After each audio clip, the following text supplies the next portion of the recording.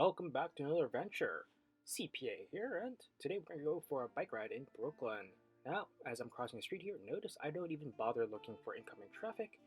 I am no, I wouldn't even say aspiring accountant. I am currently an accounting major, so I don't really care for my life anymore. Now, I want to direct your attention to the left here, as you can see something very interesting happen. This guy drops his phone, walks over very interestingly, picks it up, quickly stares at me, and then very nonchalantly walks away. Not too sure what just happened there. When I was filming here, I also thought, wow, that was very weird. It's like signs of a serial killer, right? It like looks so depressed. This is why you really have to check up on some friends. Quarantine does things to your mind. I mean, the guy wasn't even wearing a mask, so if you thought I was crossing the street without looking for incoming traffic, you thought that was bad, someone needs to reach out to him. I truly feel for him. But here, what I'm doing right now is I very luckily grab a bike that does not have the pedal to boost or that electric bike feature. As city bikes, there's two kinds. There's one for people like me, and then there's people who have a little bit of money where they can afford the pedal assist ones. I personally cannot afford those. I think it's around 10 cents per minute. On paper, it doesn't sound like a lot. Every 10 minutes, you're paying $1. And most bike rides should be about 15 minutes, so you're paying probably $1.50 per trip. But I'm an incoming graduate student, and I want to save as much money as I can, so something like that does not seem financially relevant or even financially remotely sound to me. No, I do understand that it's very much bad for me to be riding on the street, unfortunately, but I have to do so because, I have to get to places. Come on, it's New York City. Not everyone follows the laws here. You're going to learn that very soon as you do look at other of my videos where you're going to see some really gnarly things from time to time. But right here, we're making our way down here, just trying to cross the street here. And yeah, today, rather gloomy day to say the least, but notice all these fencing, notice how disgusting the road looks as the lines are not even painted. Like the crosswalk, look at it. Where are the crosswalk lines? Nothing is built here. Why? Because Brooklyn currently is being heavily gentrified. What does that mean? It means out with the ghetto, out with the poor, and into the new era of savvy millennials with their paycheck to paycheck money, and they can afford their $2,000 apartments for what? I think about 80 square feet of room. It's just nasty now, in which prices in the city has been skyrocketing. I sure hope that within 10 years after even my graduate degree, I'm able to find a job that pays me well enough to afford any type of rent here. Now, just cruising along. Now, watch this right here. You see that bump right there? It looks like a very little bump, but believe it or not, I've fallen there before, in which the tire clipped onto the side. I wasn't going at the right speed, and I toppled over, busted up my clothes and my headphones, but hey, I'm still standing. And you live, you learn. I do it all the time still. You don't get scared of it. Right here, if you pay very close attention to what I'm doing here, I'm actually playing a little game called Pokemon Go. Now, I don't know if you guys remember, it was about, 4 or 5 years now ago? It was 2016 when the game launched. My god, took the world by storm. But look at me now, even amongst the pandemic, I'm still playing the game. On my, of course, trusty iPhone 6s. Now, shout out to Apple for making one of the most iconic and really the most reliable phones. iPhone 6s has survived, I think it's been like 7 or 8 years now, and I still use that as my trusty backup phone here.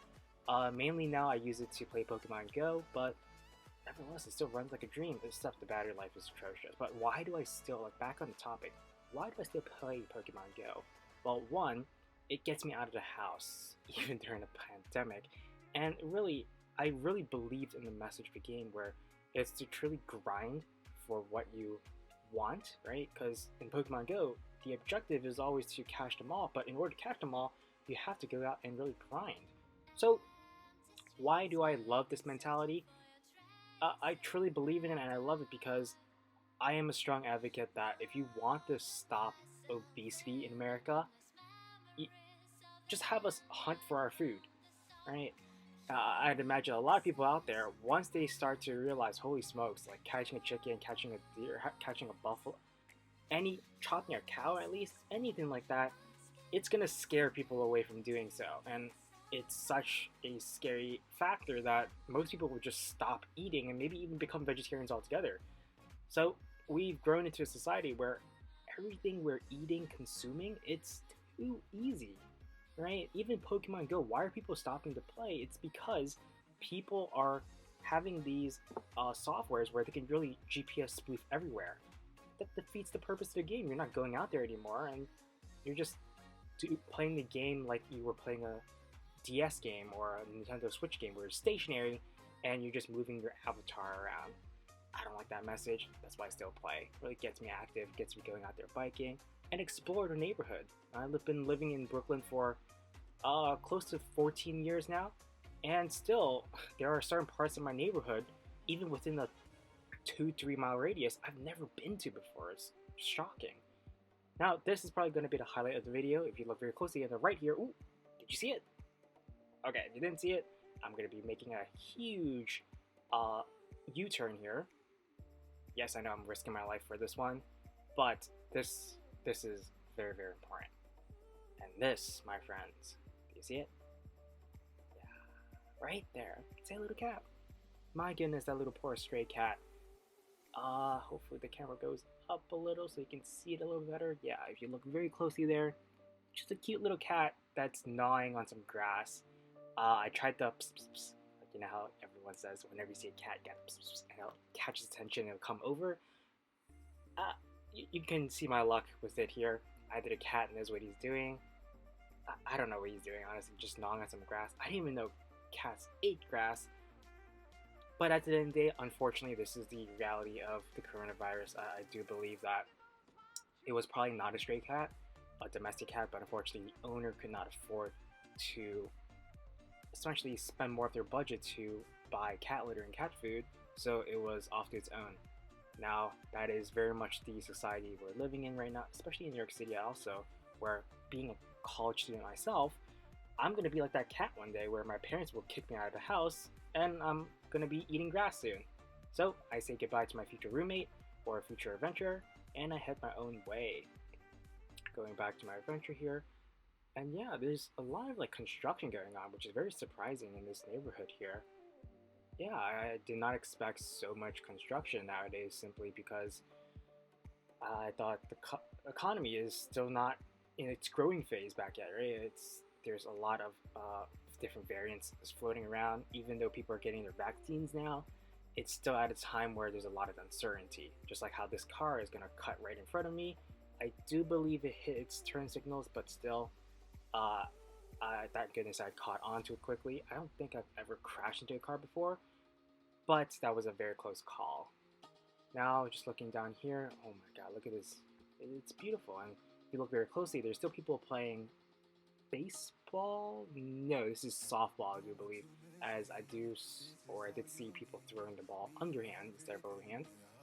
But baseball in general really doesn't give me any interest as, once again, I am an accountant student, and if you are an accountant, holy smokes, you spend so much time just reviewing your textbook, studying for a test that you don't even have time watching sports or even get caught up with the news. So right here, I'm going to be backing right here, really looking at the docks here and praying that there's an open spot in those city docks to our left in front over there. But in the right or directly in front of us here, this is where Wegmans just recently opened.